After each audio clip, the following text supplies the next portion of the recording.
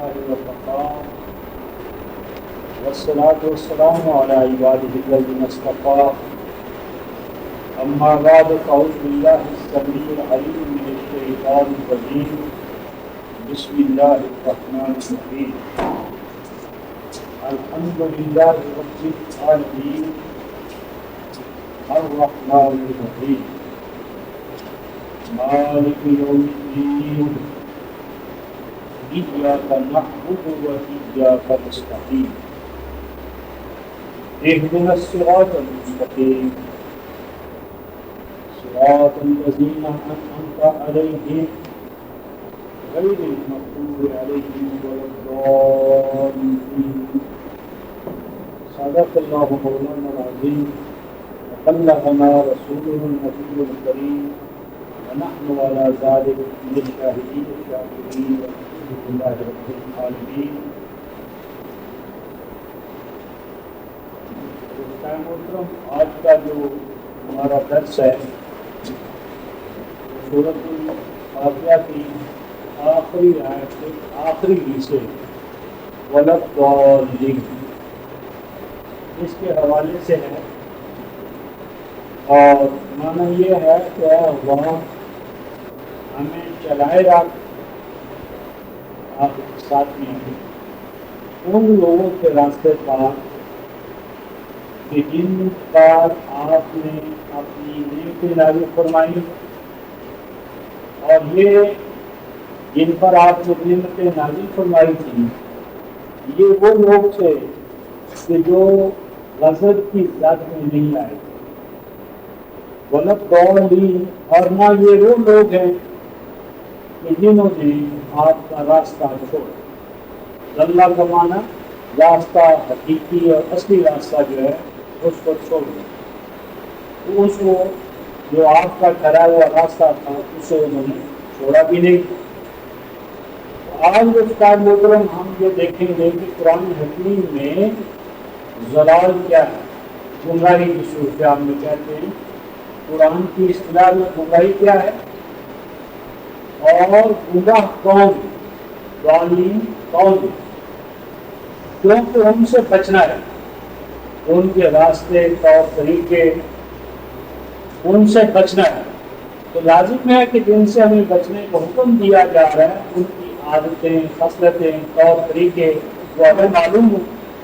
تو اس لیے ہم پہلے ضلال فی نفس ہی کیا ہے اور پھر ضالون کون ہے اور ان کے عقائد کیا ہیں، اعمال کیا ہیں، اور اگر وہ ہماری امت کے اندر آپ کو اور میرے اندر آ گئے تو ان سے نکلنے کی الہی تدبیر کیا ہے.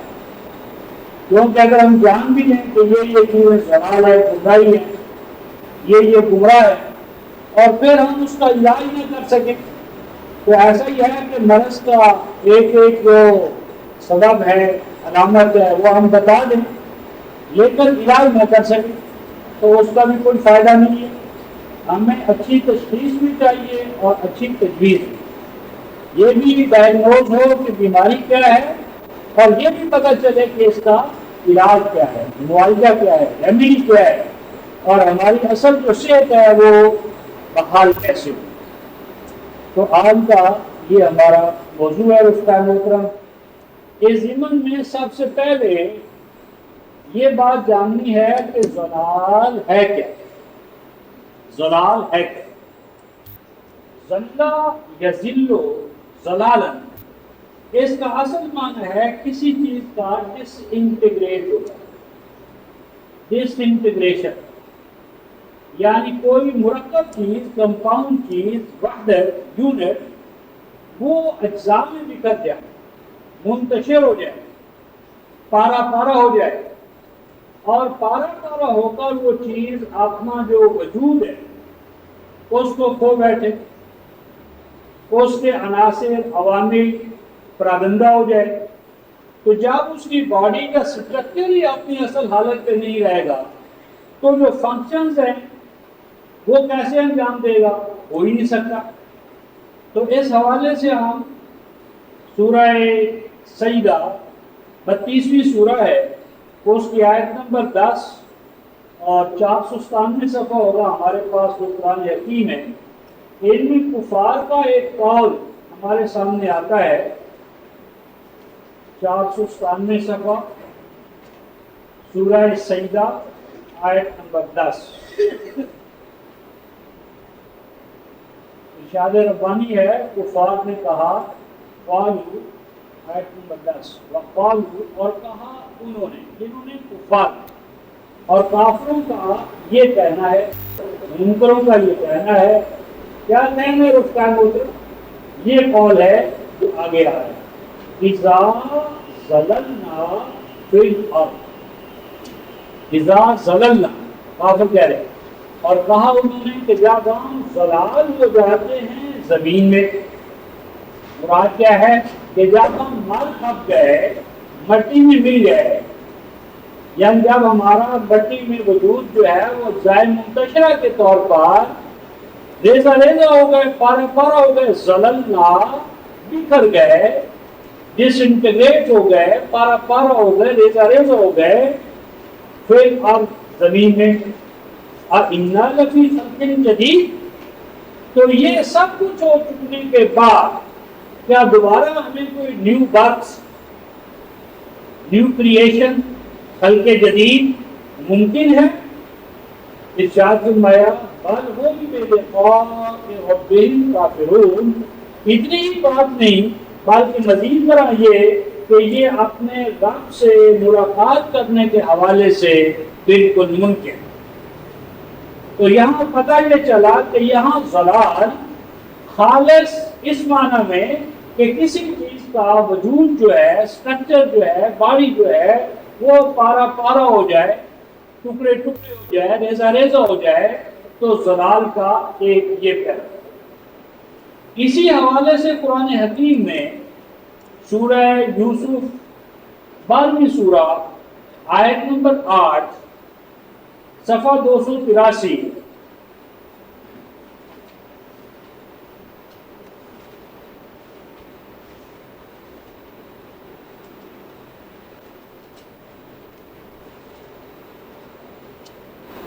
صفحہ نیچے سے دوسری سطح، سورہ یوسف آیت نمبر 8، اِذْ قَالُوا لَيُوسُفُ وَأَخُوهُ أَحَبُّ إِلَىٰ أَبِينَا مِنَّا وَنَحْنُ عُصْبَةٌ إِنَّ أَبَانَا لَفِي ضَلَالٍ مُبِينٍ، اور کہا انہوں نے، یعنی سیدنا یوسف علیہ السلام کے جو بھائی تھے، انہوں نے کہا کہ بلا شبہ یوسف اور اس کا بھائی احب الی ابینا، وہ زیادہ محبت کا محل بنا ہوا ہے، زیادہ اسے محبت مل رہی ہے اسے اور اس کے بھائی کو، من ہماری نسبت سے، وَنَحْنُ عُصْبَةٌ، حالانکہ ہم ان سے زیادہ اسٹرینتھ والے، قوت والے، جمعیت والے، ہم مثلا 10 ہیں اور وہ 2 ہیں، اور ہمارا باپ ہے کہ وہ ان کو، یوسف اور اس کے بھائی کو زیادہ ترجیح دیتا ہے، زیادہ محبت ان کے ساتھ کرتا ہے۔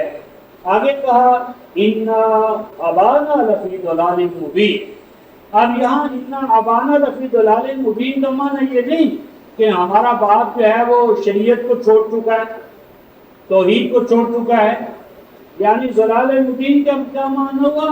رائے کی غلطی، فیصلے میں یہ جو انہوں نے ان کو پرائرٹی دی ہے ہمارے اوپر، اس میں ہم سمجھتے ہیں کہ ہمارے باپ کی یہ جو رائے ہے، یہ جو طرز عمل ہے، اس میں انصاف نہیں ہے، یہ کوئی انصاف نہیں ہے کہ ہم اکثریت والے اور ہمارے اوپر ترجیح دی جا رہی ہے اس کو ایک چھوٹی جماعت کو۔ تو ضلال کا یہ معنی بھی ہوا کہ کسی رائے کے بارے میں، اس کے موقع محل کے بارے میں، سچویشن کے بارے میں انسان یہ گمان کرے کہ بات یوں نہیں یوں ہونا چاہیے تھی، اگر ایسا ہو جاتا تو یہ زیادہ بہتر تھا۔ اور اسی طرح پھر ان بھائیوں نے اس سورہ کی آیت 95 کے اندر بھی اِنَّكَ لَفِي ضَلَالِكَ الْقَدِيمِ، دوبارہ پھر سیدنا یعقوب کے بارے میں یہ کہا ہے کہ آپ تو اسی غلط رائے میں چلے آ رہے ہیں کہ یوسف ایسا اور ایسا ہے، تو چونکہ یہ ملتا جلتا حوالہ ہے اس لیے اس کو نکالنے کی ضرورت نہیں۔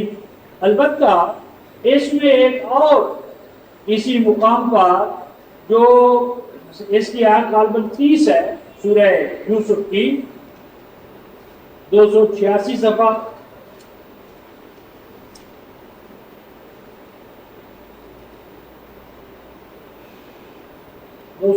صفحہ سورہ یوسف، وقال نسوۃ فی المدینہ، یہ 286 صفحہ ہے، یہ آیت 30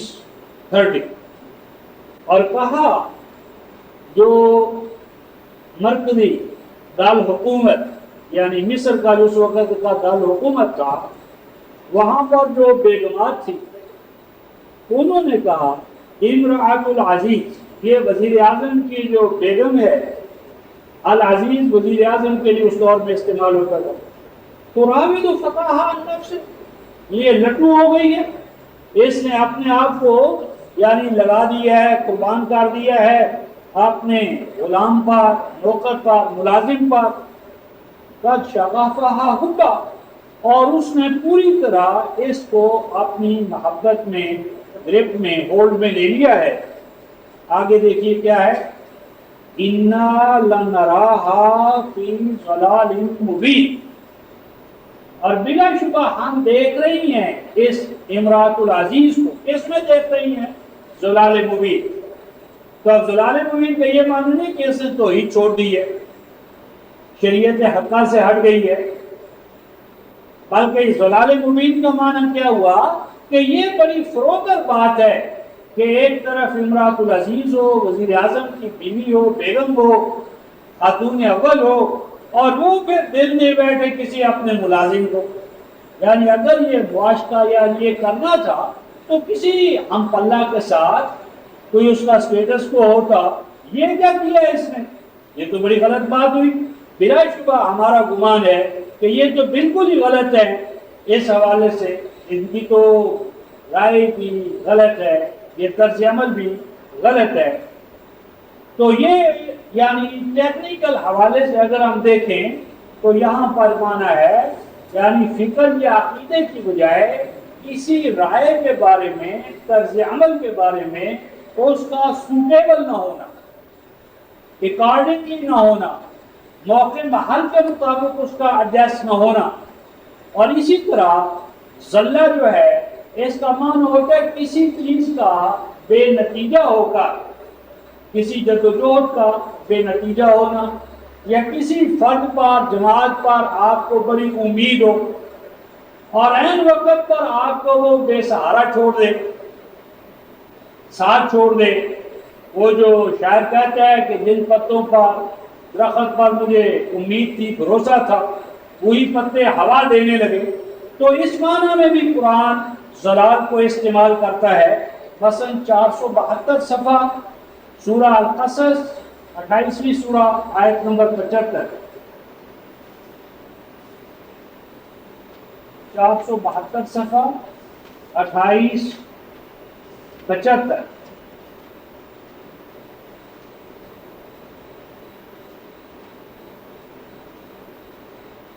یہ پیچھے آیت 75 جو ہے صفحہ 471 کی آخری سطر تھی۔ وَنَزَعْنَا مِنْ كُلِّ أُمَّةٍ شَهِيدٍ فَقُلْنَا هَاتُوا بُرْهَانَكُمْ فَعَلِمُوا أَنَّ الْحَقَّ لِلَّهِ وَضَلَّ عَنْهُمْ مَا كَانُوا يَفْتَرُونَ۔ فرمایا کہ پھر ہم یوں کریں گے کہ ہر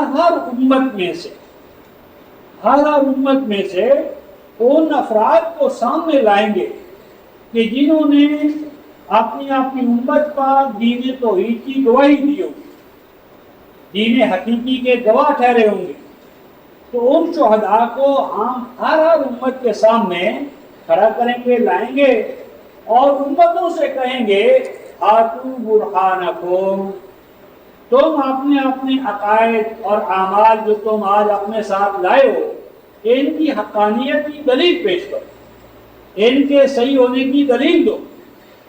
تو پھر کیا ہوگا؟ فعلموا، تو وہ یقین کر لیں گے ان الحق للہ کہ آج تو ہمارے پاس تو کوئی دلیل نہیں ہے، ہم تو بے دلیل ہی مانتے چلے آ رہے ہیں، ہمارے پاس تو کوئی دلیل نہیں ہے، حق کلی کا حق سارے کا سارا اللہ کے لیے ہے۔ اور آگے فرمایا وَضَلَّ عَنْهُمْ مَا كَانُوا يَفْتَرُونَ، اور جو مفتری، قذاب، دین فروش، فیبریکیشن کرنے والے احبار، رہبان، مشائخ، وہ جتنے کے جتنے ضل عنہم بھاگ جائیں گے، پیٹھ دکھائیں گے، دور ہو جائیں گے، ما کانوا یفترون، جن کی بنیاد پر وہ فیبریکیٹڈ دین لے کر چلے تھے، وہ علماء سوء، احبار، رہبان کہ جنہوں نے غلط راستے دکھا دکھا کر ان کو گمراہ کیا، وہ سارے کے سارے ان سے رفو چکر ہو جائیں گے، بھاگ جائیں گے، پیٹھ دکھائیں گے، کوئی ان کا میدان میں آ کر ساتھ دینے والا نہ ہوگا۔ تو یہاں فرمایا ضل عنہم ما کانوا یفترون، جو افتراء اور کذب انہوں نے تراشا تھا وہ سارے کا سارا ان سے، یعنی ان کا ساتھ چھوڑ دے گا، ان کے ساتھ کھڑا نہ ہوگا۔ اس کی ایک عجیب تعبیر رفقائے محترم ہمارے سامنے آتی ہے، یہی کیفیت کہ یہ حالت کیا تھی۔ یہ سورہ صافات 69 آیت اور صفحہ 537، عجیب منظر کھینچا ہے قرآن نے اس گروہ کا۔ 537 صفحہ سورہ صافات،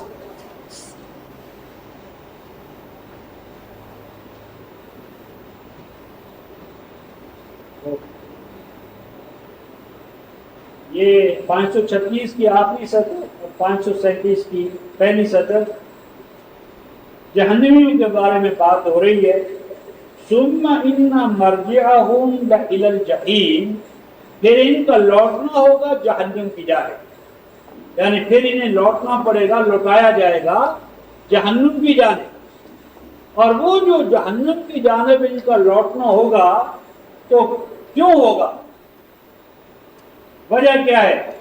فرمایا رفقائے محترم انہم الفوا آباہم ضالین، بلا شبہ پایا انہوں نے اپنے باپ دادا کو، مشائخ کو، اکابر کو، پریس کو، پیروں فقیروں کو، آبا کا معنی آبائے روحانی اور آبائے جسمانی، باپ دادا، مشائخ، علماء سوء، انہوں بلا شبہ یہ الفوا پایا انہوں نے آباہم اپنے باپ دادا کو، کیا پایا؟ فرمایا ضالین، گمراہ، رائے راست سے ہٹے ہوئے۔ اور اس کے باوجود کیا ہوا رفقائے محترم؟ قرآن کہتا ہے وَهُمْ عَلَىٰ آثَارِهِمْ يُهْرَعُونَ۔ عجیب یہاں ایک لفظ ہے رفقائے محترم، یُهْرَعُونَ، یُهْرَعُونَ، اور یہ جو ترجمہ کیا گیا ہے نا دوڑے چلے جاتے ہیں، یہ معروف نہیں ہے، پیسو وائس ہے، ایکٹیو وائس نہیں ہے۔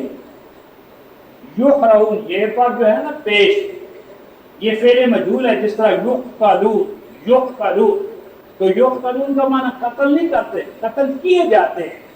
یُحْرَعُونَ پیسو وائس جو ہے نا، اس میں ایک عجیب بات ہے، ترجمہ مشکل ہے۔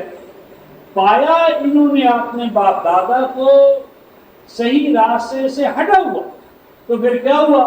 فَهُمْ عَلَىٰ آثَارِهِمْ يُهْرَعُونَ، تو پھر فرمایا باوجود اس کے کہ باپ دادا گمراہ ہیں، اس کے باوجود جو ان کے نشانات ہیں، طور طریقے، آثار، طور طریقے، نشانات، رسمیں، ریتیں، یُحْرَعُونَ یعنی بلائنڈ فیتھ، اندھا دھند طریقے سے، سینٹیمنٹل، جذباتی، یعنی جذبات کے گھوڑوں پر سوار ہے، کوئی یعنی ریزن کی، عقل کی، منطق کی بات کرے نہیں تو بات کی نہیں اور ٹوٹ پڑے آپ پر، یعنی جذبات کے پکولے، جذبات کے بھرے ہوئے، یعنی گویا کہ جذبات کی اندھی عقیدت کے سوا ان کے پاس کوئی دلیل، کوئی برہان نہیں پایا انہوں نے اپنے باپ دادا کو غلط راستے پر، اور نتیجہ کیا ہے؟ بس اسی طریقے سے اندھا دھند طریقے سے چلے جا رہے ہیں، یہ سوچنے کے لیے تیار نہیں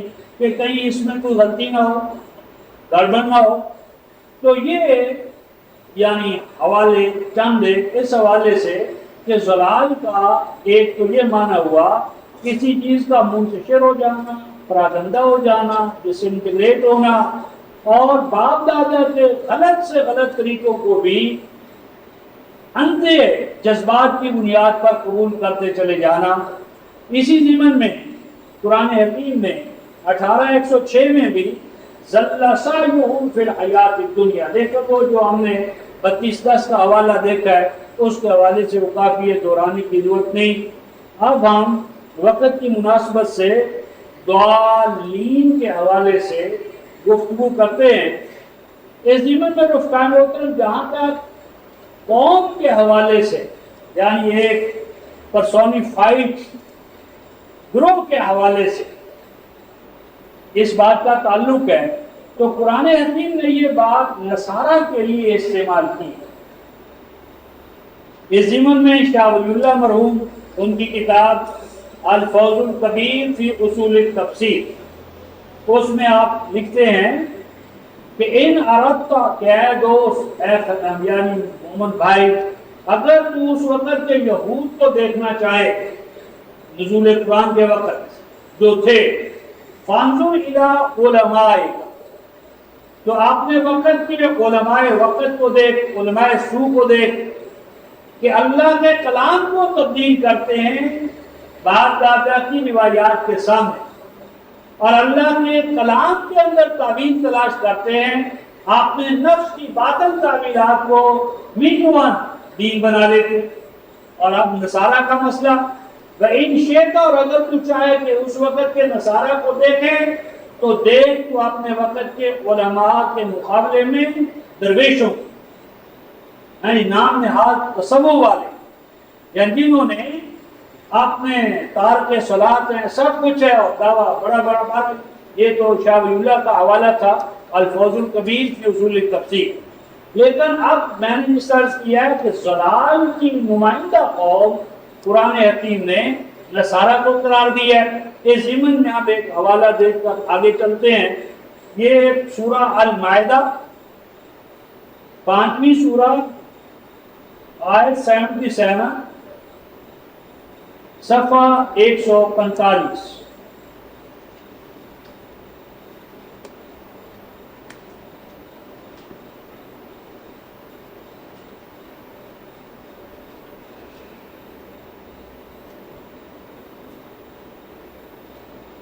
نیچے سے دوسری سطر، قُلْ یا اہل الکتاب، اے رسول اعلان کیجیے کہ اے کتاب والو، اہل الکتاب کہیں تو قرآن میں یہود کے لیے ہے، کہیں نصارہ کے لیے ہے، اور کہیں مشرکین کے مقابلے میں یہود اور نصارہ دونوں۔ یہاں تو اہل الکتاب سے مراد اصلاً یہود ہے۔ یا اہل الکتاب، اے علماء یہود، لا تغلو فی دینکم، مات غلو سے کام لو دین کے بارے۔ غلا یغلو غلاءً، ملاوٹ کرنا، آمیزش کا، کہ دین میں آمیزش اور ملاوٹ نہ کرو، دھوکے بازی نہ کرو۔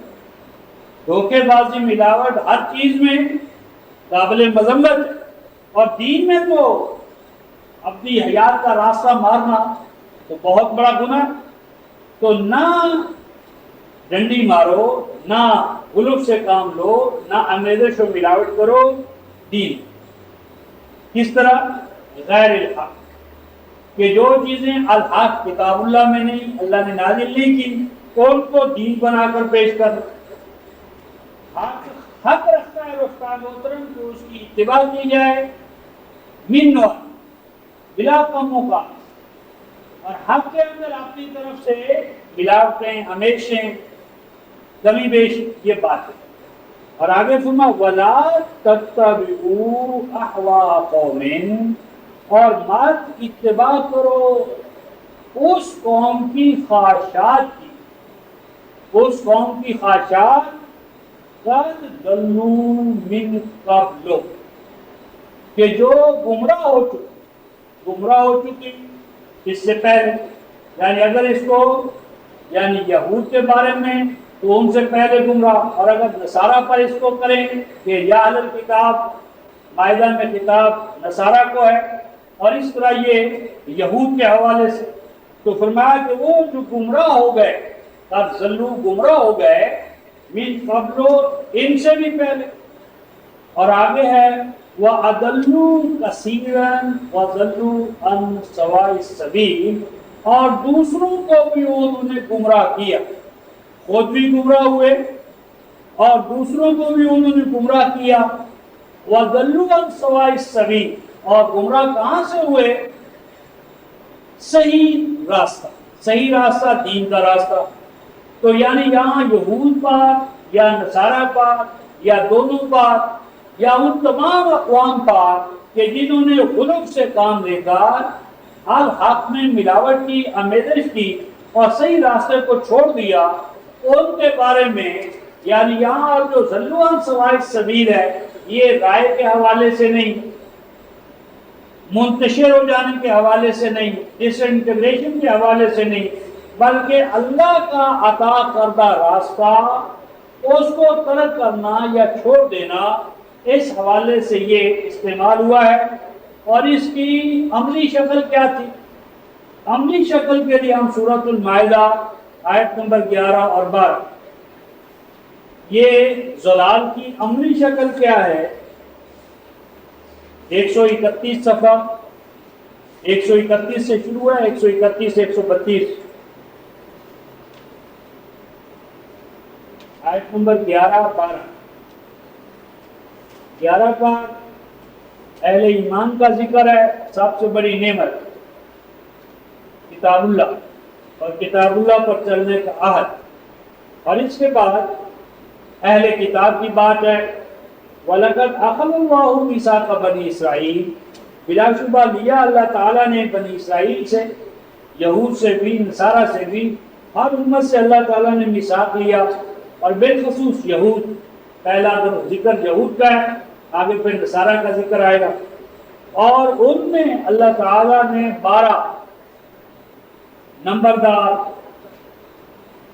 ذمہ دار افراد، ہر قبیلے کے ایک آدمی ان کا واچ مین قرار دیا، نقیب، واچ مین یعنی گارڈ، ذمہ دار، اور اللہ نے ان سے کہا بلا شبہ میں تمہارے ساتھ ہوں، انی معکم، میں تمہارا ساتھ دوں گا، میں تمہارے ساتھ رہوں گا، بشرطے کہ لئن اقمتم الصلاۃ، اگر تم الصلاۃ کو قائم رکھو گے، اور الزکوٰۃ وہ جاری رہے گی تمہارے اندر، رسولوں پر ایمان لاتے رہو گے، کیونکہ نبی پاک صلی اللہ علیہ وسلم تک نبوت جاری تھی، آپ کے آنے کے بعد نبوت ہر حوالے سے ختم ہوئی، تو جو رسول بھی آئے اس پر ایمان لاؤ گے، وَعَزَّرْتُمُوهُ، اور ان کے مددگار بنو، دست و بازو بنو، ان کے پیغام اور مشن کی تکمیل کے لیے آبیاری کرنا، دست و بازو بننا، مددگار بننا، اور دین کے غلبے کے لیے انبیاء علیہ السلام کے ہاتھ پر ایمان لا کر قرض حسن دو، یعنی جماعت کو مستحکم کرنے کے لیے، نظام کو اسٹیبلش کرنے کے لیے، شہادت الناس کے لیے اپنی صلاحیتوں کا جانی اور مالی قرض دو گے اللہ تعالیٰ کو، دین کو غالب کرنے کے لیے، لَأُكَفِّرَنَّ عَنْكُمْ سَيِّئَاتِكُمْ، تو نتیجہ یہ نکلے گا کہ میں جو تمہاری بدحالی ہیں دور کر دوں گا، جن بدحالیوں میں مبتلا ہو تم، ان سے میں تمہیں نجات دوں گا، وَلَأُدْخِلَنَّكُمْ، اور ضرور بضرور میں تمہیں داخل کروں گا، جنات تجری من تحتہا الانہار، ایسے سرسبز و شاداب علاقوں میں کہ جن کے نیچے آبی وسائل، ندیاں، نالے، دریا رواں دواں ہوں گے۔ آگے فرمایا فَمَنْ كَفَرَ بَعْدَ ذَلِكَ مِنْكُمْ فقط ضل سواء السبیل، پس جو کوئی ان نتائج و ثمرات کو دیکھ کر یا یہ ایگریمنٹ کر کے، یہ معاہدہ کر کے اگر کوئی بیک آؤٹ ہو جائے گا، کفر، کفر بعد الایمان، کفر بعد المیثاق، کہ اگر کوئی قوم اللہ کے ساتھ یہ عہد کرے، ایمان کا عہد، غلبہ قرآن کا عہد، تو جو اس عہد کو کر لے پھر اس کی ذمہ داریوں سے بیک آؤٹ ہو جائے، ان ذمہ داریوں کو پورا نہ کرے، فقط ضل سواء السبیل، تو بلا شبہ اس نے صحیح راستہ، سیدھا راستہ کھو دیا۔ تو وہ قوم کہ جو اللہ تعالیٰ کے ساتھ دین کے حوالے سے میثاق کرے اور میثاق میں جو فرائض و واجبات ان کے ذمے ٹھہرائے جائے ان کو وہ پامال کرے، ان سے عہدہ برا نہ ہو، تو وہ قوم فقط ضل سواء السبیل۔ اب یہ تو اب یہاں امت مسلمہ جو ہے، آپ اور ہم جو ہے رفتہ محترم، وہ بھی آیت نمبر یہ جو ہم نے 7 دیکھی تھی کہ ہم نے عہد کیا، یہ صفحہ 131 پر پہلے، اے ایمان والو واذکروا نعمت اللہ علیکم ومیثاقہ الذی واثقکم بہ اذ قلتم سمعنا واطعنا واتقوا اللہ ان اللہ علیم بذات الصدور۔ تو یہ ہم بھی میثاق کے تحت ہیں، اور اگر اس میثاق کو وائلیٹ کریں، پامال کریں، تو ہمارے لیے بھی وہی حکم ہے۔ اب یہاں پر رفتان محترم جو یہود کا، نصارہ کا فقط ضل سواء السبیل ہے، اب اس کی عملی شکل کیا تھی؟ عملی شکل میں ہم سورہ توبہ نامی سورہ کی آیت نمبر 31 دیکھتے ہیں رفتان محترم، یہ 230 صفحہ،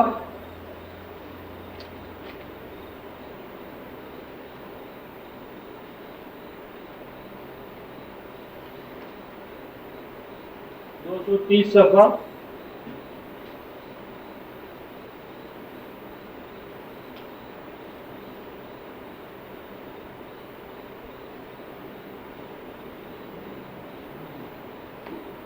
نیچے سے تیسری سطر، اتخذوا احبارهم ورهبانهم اربابا من دون اللہ والمسیح ابن مریم وما امروا الا ليعبدوا الہا واحدا لا الہ الا ہو سبحانہ عما یشرکون۔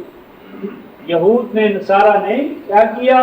فرمایا پکڑ لیا انہوں نے اپنے درویشوں کو، احبار علماء کو احبار، رہبانوں درویشوں کو، علماء کو، مشائخ کو نام نہاد، اللہ والے نہیں، اور کیا بنا لیا انہوں نے؟ اربابا من دون اللہ تعالیٰ کے ساتھ ساتھ، اور مسیح ابن مریم کو بھی انہوں نے اپنا رب بنا لیا، اور نہیں حکم دیے گئے تھے وما امروا، اور نہ حکم دیے گئے تھے مگر یہ کہ وہ بندگی اختیار کریں، بندگی اختیار کیے رکھیں ایک الہ واحد۔ فرمایا بلا شبہ اس الہ واحد کے سوا کوئی نہیں جس میں الوہیت پائی جائے، اور سبحانہ عما یشرکون، اور وہ بہت بلند ہے اس بات سے کہ اس کے ساتھ کسی کو شریک ہونے کا کوئی موقع حاصل ہو سکے۔ لوگ بنا دیں تو بنا دیں، لیکن اللہ کی ذات، صفات، اختیارات میں کسی کے لیے ممکن ہی نہیں ہے کہ وہ پارٹنرشپ کا بالفعل دعویٰ کر سکے۔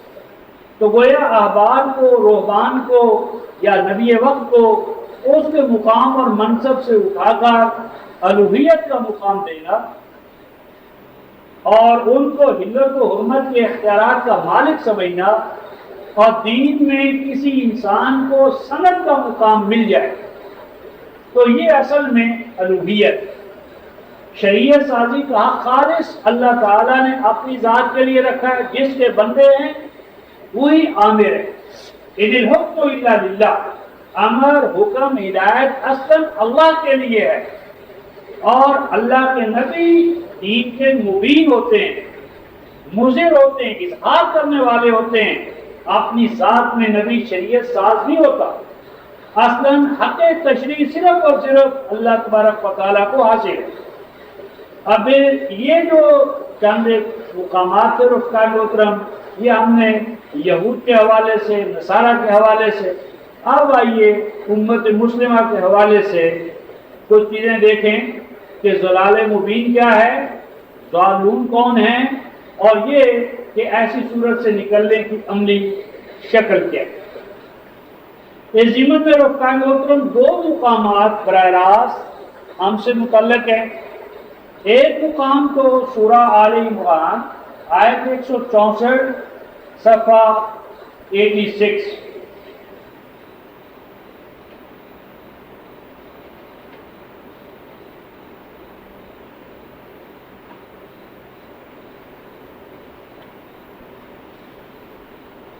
آیت 164 نیچے سے چوتھی صدر، لقد من اللہ علی المؤمنین، بلا شبہ اللہ تعالیٰ نے مومنوں پر بڑا احسان کیا۔ مومنوں علی العربی کا، مومنوں پر اللہ تعالیٰ نے بڑا احسان کیا کہ جب اللہ نے ان میں ایک رسول بھیجا جو انہیں ایمان والوں کی جنس کا ہے، نوع کا ہے، بشر ہے، انسان نہیں، فرشتہ نہیں، دیوتا نہیں، ما فوق البشر نہیں، مومن انسانوں کے لیے اللہ تعالیٰ نے مومن رسول بھیجا، انسان رسول، بشر رسول بھیجا، اور وہ رسول کیا کر رہے ہیں؟ نمبر 1، یتلو علیہم آیاتہ، وہ اللہ کے رسول صلی اللہ علیہ وسلم ایمان والوں پر اللہ کی آیات پڑھتے ہیں، آیات سناتے ہیں، آیات کتاب اللہ کا جو ٹیکسٹ ہے اس کو ریسائٹ کرتے ہیں، اس کی ریڈنگ، تلاوت، اور اب یہ آغاز ہے، اور اب اس کا اختتام، مقصود کیا ہے؟ وَيُزَكِّيهِ، مقصود ہے کہ ان میں ایمان اور اخلاق کی نشو و نما، تاکہ ان کے اندر ایمان اور اخلاق کا پودا جو ہے اس کی نشو و نما کی جائے، ان کو اللہ کے ساتھ، اس کے دین کے ساتھ جوڑ کر ان کی تربیت کی جائے، تزکیہ کیا جائے۔ تو دوسرا کام کیا ہوا؟ تزکیہ، جو آخری اینڈ ہے۔ اس کے لیے 2:129 اور 2:151 دیکھیں گے تو وہاں تلاوت، پھر تعلیم کتاب، پھر تعلیم حکمت، اور آخر میں تزکیہ ہے۔ تو یہاں یعنی احسان کے طور پر تلاوت کا فوری جو منطقی نتیجہ نکلنا چاہیے، اور وہ اللہ کے احسان کے طور پر، تو اس کو ذکر کرنے کے لیے اس کو پہلے بیان فرمایا۔ آگے سنو، وَيُعَلِّمُهُمُ الْكِتَابَ وَالْحِكْمَةَ، اور وہ رسول صلی اللہ علیہ وسلم ان ایمان والوں کو صرف تلاوت آیات نہیں کرتے۔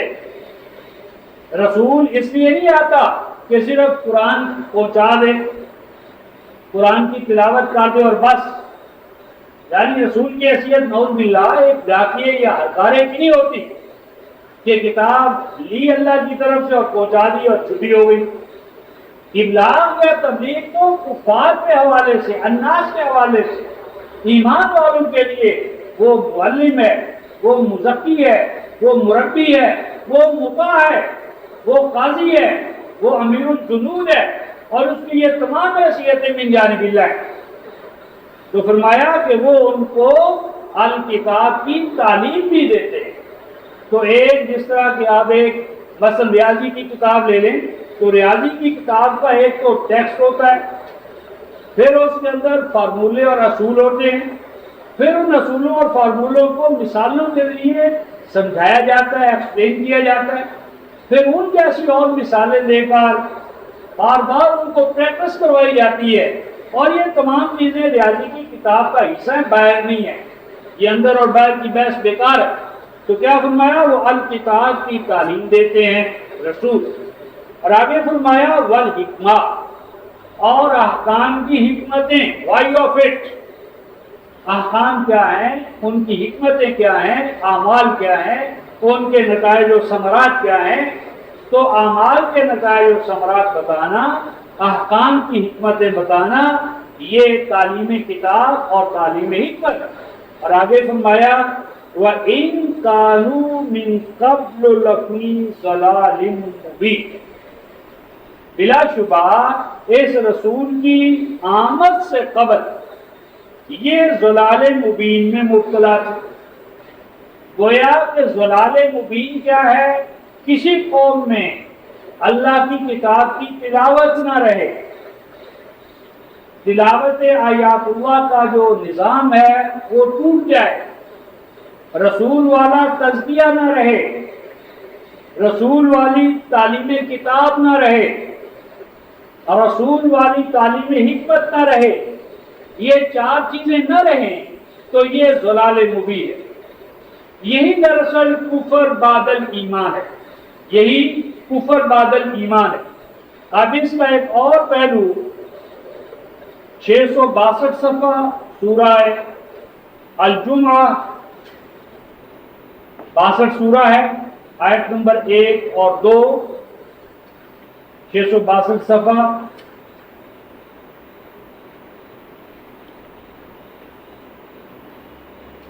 آیت نمبر 1 اور 2 دونوں اکٹھی لے رہے ہیں.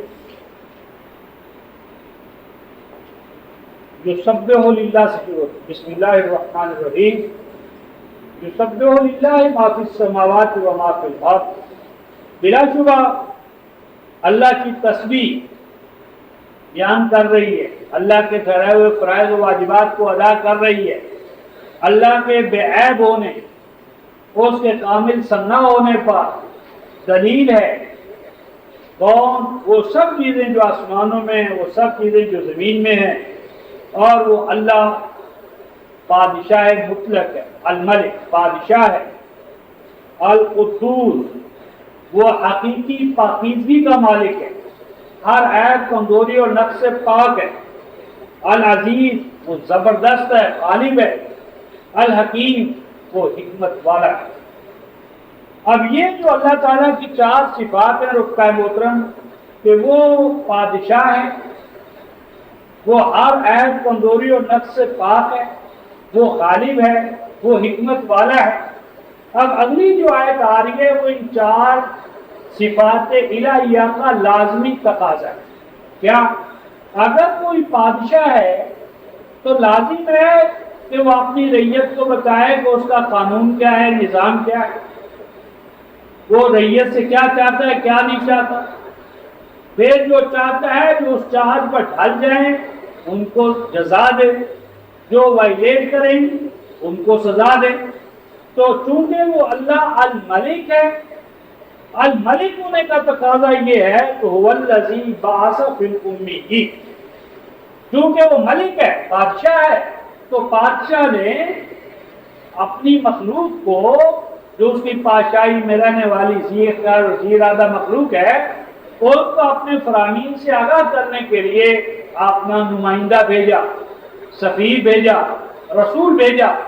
کیونکہ وہ ملک ہے تو اس کے بادشاہ ہونے کا تقاضا یہ ہے کہ وہ اپنا رسول بھیج گا. بس اس نے ملک ہونے کے تقاضے سے کیا کیا کہ رسول بھیجا. اب رسول کیا کرتے ہیں؟ یتلو علیہم آیات، جس طرح بادشاہ کا فرمان آدمی سنا دیتا ہے، منادی کر دیتا ہے، تو پہلا درجہ کیا ہے کہ احکام کی منادی کر دی جائے، رعیت کو آگاہ کیا جائے، مخلوق کو آگاہ کیا جائے. جس بادشاہ نے تمہیں یہاں بھیجا ہے اس کا یہ فرمان ہے، یہ فرامین ہے، یہ احکام ہے، یہ ہدایات ہے. اس نے یہ کیوں ایسا کیا؟ القدوس، چونکہ وہ بے عیب ہے. اگر وہ ایسا نہ کرتا تو یہ نقص ہوتا. یعنی بادشاہ اگر اپنا نمائندہ اپنے دستور، قانون اور ضابطے سے آگاہ کرنے والا نہ بھیجتا تو یہ نقص اور کمزوری تھی، اور اللہ تو ہر کمزوری اور عیب سے، نقص سے پاک ہے. اور نمبر 2، اس نے یہ چاہا کہ وہ اپنے بندوں کو عیوب اور کمزوریوں سے، ظلم سے، استحصال سے نجات دے، اس لیے انہوں نے اپنا دستور حیات اپنے نبی کے ذریعے بھیجا۔ تو چونکہ وہ حق قدوس ہے، لہذا رسول کیا کرتا ہے؟ تزکیہ کرتا ہے کہ اس کی جو مخلوق ہے، اہل ایمان ہے، وہ بھی کمزوریوں سے، کوتاہیوں سے پاک ہو جائیں۔ پھر فرمایا وہ العزیز ہے، لہذا یعلمہم الکتاب، وہ عزیز غالب چاہتا ہے کہ وہ اس کی مخلوق جان لے تو اس کا غلبہ کن قوانین کے حوالے سے ہے، کن اقدار کے حوالے سے ہے، وہ غالب و مقتدر ہے۔ پھر فرمایا کہ وہ الحکیم ہے، اس لیے رسول معلم الحکمہ، غالب تو ہے ہی لیکن اس کا غلبہ بار بنائے حکیم ہونے کے، حکمت کے۔ تو یہ چار صفات الہیہ اور ان کے تقاضے آئے، اور اس کے بعد ارشاد فرمایا رکھتا ہے محترم وَإِن كَانُوا مِن قَبْلُ لَفِي ضَلَالٍ مُبِينٍ، اور اگر ایسا نہ ہوتا یا اس کام سے پہلے بلا شبہ وہ ضلال مبین میں مبتلا تھے۔ اب اس کے بعد آ گیا کہ یہ کام صرف عربوں کے لیے، بنی اسماعیل کے لیے، ان لوگوں کے لیے کہ جو نبی پاک صلی اللہ علیہ وسلم کی حیات طیبہ میں تھے، انہیں کے لیے نہیں ہے۔ فرمایا وَآخَرِينَ مِنْهُمْ لَمَّا يَلْحَقُوا بِهِمْ، اور رسول کے یہ جو فرائض ہیں، واجبات ہیں، ضلال مبین سے نکالنے کا جو یہ عمل ہے، اور یہ ان کے لیے بھی ہے۔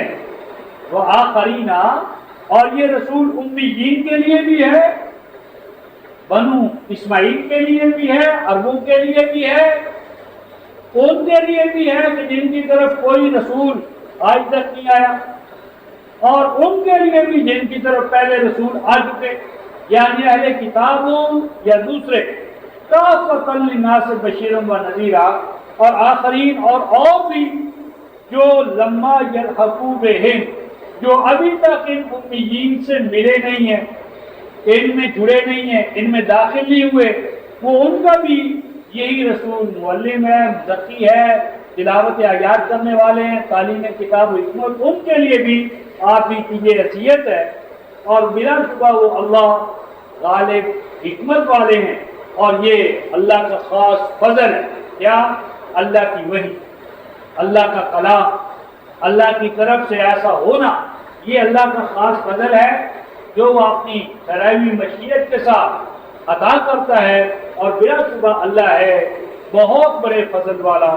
تو سب سے بڑا فضل اس کی وہی ہے، وہی آسمانی اور بالخصوص کتاب محمد قرآن۔ اب یہ جو دو حوالے سے رکھتا ہے محترم، ان سے پتہ چلا کہ ضلال مبین تلاوت کتاب اللہ سے، تعلیم کتاب سے، تعلیم حکمت سے اور تزکیۃ الرسول سے محروم ہونے کا دوسرا نام، اور یہی دراصل وہ چیز ہے جسے قرآن نے کفر بعد الایمان قرار دیا، کفر بعد الایمان۔ اور کفر بعد الایمان جب کوئی قوم کرتی ہے تو اسے قرآن حکیم اصل ضالین قرار دیتے ہیں۔ اصل ضالین کون ہیں؟ کفر بعد الایمان کرنے والے، کہ اگر وہ اس حالت میں مر جائیں تو اللہ ان کی توبہ بھی قبول نہیں فرماتے۔ حوالہ دیکھیے سورہ آل عمران آیت 89 90، صفحہ 74 90 آیت میں یہ الفاظ آئے ان الذین کفروا بعد ایمانہم، وہ لوگ جو کفر اختیار کریں، کب اختیار کریں رکھتا ہے محترم؟ بعد ایمان، ایمان کے بعد، یعنی ایمان کا دور دیکھا، ایمان کے نتائج و ثمرات دیکھے، ایمان لا کر بر اعظموں کے بر اعظموں پر خلافت قائم کر کے اللہ کی نعمتوں کے جھولے جھول کر پھر وہ کفر کریں اپنے ایمان کے نتائج و ثمرات کو دیکھ لینے کے بعد، یا کفر کی زندگی اختیار کریں دعوی ایمان کے بعد۔ ایمان کا دعویٰ ہے اور زندگی کافرانہ ہے۔ فرمایا ثم ازدادوا کفرا، پھر ہر آنے والا دور لمحہ قائد ان کو کفر میں آگے ہی بڑھاتا چلا جائے، بجائے رجوع القرآن کرنے کے، اصل کی طرف واپس آنے کے۔ ایک غلط قدم اٹھا اور ہر آنے والا تیز رفتاری کے ساتھ دوسری سمت میں ان کو لے جا رہا ہے۔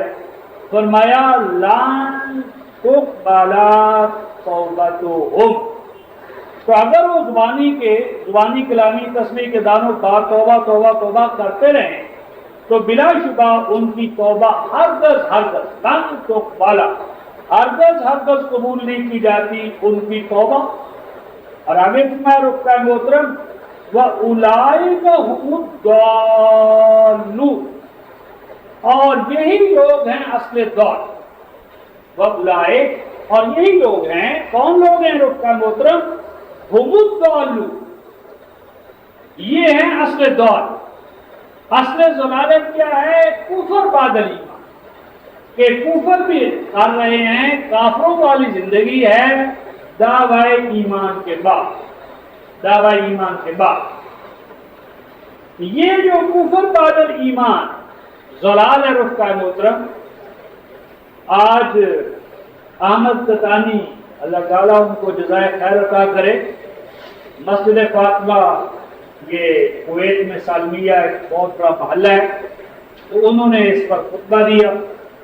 ایک آیت انہوں نے خطبے میں پڑھی، میں سمجھتا ہوں کہ وہ کفر بعد ایمان کے حوالے سے بہت مفہوم کو ادا کرنے میں جامع ہے۔ صفحہ 76 ہے ہمارے پاس کسی سورۃ آل عمران، صفحہ 76، ایمان والوں کو خطاب ہے، اے ایمان والو، آیت 102، یا ایھا الذین آمنوا اتقوا اللہ حق تقاتہ ولا تموتن الا وانتم مسلمون، اے ایمان والو اللہ کا تقوی اختیار کرو جیسا کہ تقوی کا حق، جنرل تقوی نہیں، متقی نہ بنو، ایسے متقی بنو کہ تقوی کا حق ادا کرنے والے، اور نہ موت آئے تمہیں الا وانتم مسلمون، مگر یہ کہ وہ حالت تمہاری اسلام کی، سرنڈرنگ، سبمیشن، احکام الہیہ کے سامنے جھکنے والے۔ اور آگے فرمایا اور مضبوطی کے ساتھ تھامے رکھنا اللہ کی رسی کو جماعتی طور پر، اور فرقہ فرقہ نہ ہو جانا، اور یاد رکھنا تم اللہ کی نعمت کو۔ کیا نعمت؟ کہ جب تم ایک دوسرے کے دشمن تھے، بس اللہ نے تمہیں دلوں کے حوالے سے، فکر و عقیدے کے حوالے سے ایک کر دیا، تو اصبحتم بنعمتہ اخوانا، اور اس نعمت قرآن کی بنیاد پر تم بھائی بن گئے۔ اور دیکھو تم اس قرآن سے قبل آگ کے کنارے پر کھڑے تھے، پس تمہیں اللہ تعالیٰ نے آگ میں گرنے سے بچا لیا، فانقذکم منہا، یا وہ جو آگ جس میں تم جل رہے تھے اس سے اللہ نے تمہیں نکال لیا۔ کذالک یبین اللہ لکم آیاتہ لعلکم تہتدون، اور اس طرح اللہ تمہارے لیے اپنی آیتوں کو کھول کر بیان کر رہا ہے تاکہ تم ہدایت پا فیض یاب رہو، اس کے فیوز و برکات حاصل کرتے رہو۔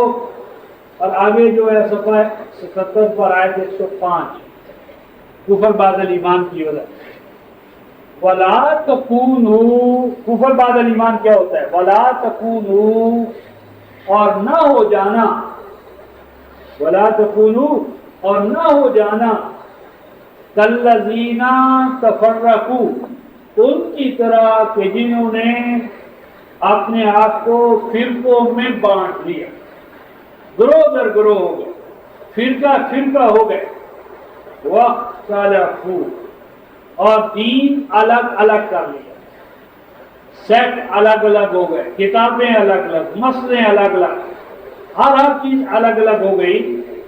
من بعد ما جاءہم البینات، اور یہ سب کچھ انہوں نے دن کی روشنی میں، دوپہر کے، یعنی اندھیری رات میں نہیں کیا، یہ حالت میں نہیں کیا جانتے بوجھتے البینات کے آ جانے کے بعد. اور یہی لوگ ہیں کہ جن کے لیے انجام کا دردناک عذاب، بہت بڑا عذاب. کہ کیا ہوگا اس کے ذریعے؟ یوم تبیض وجوہ وتصفد وجوہ. فرمایا کہ ایک دن آئے گا کہ بہت سے چہرے اس دن سفید آب و تاب والے سرخرو، اور بہت سے چہرے روسیا سیاہ ہوں گے، تاریک ہوں گے. ان کے اندر نور، اخلاق، ہر چیز ختم ہو چکی ہوگی.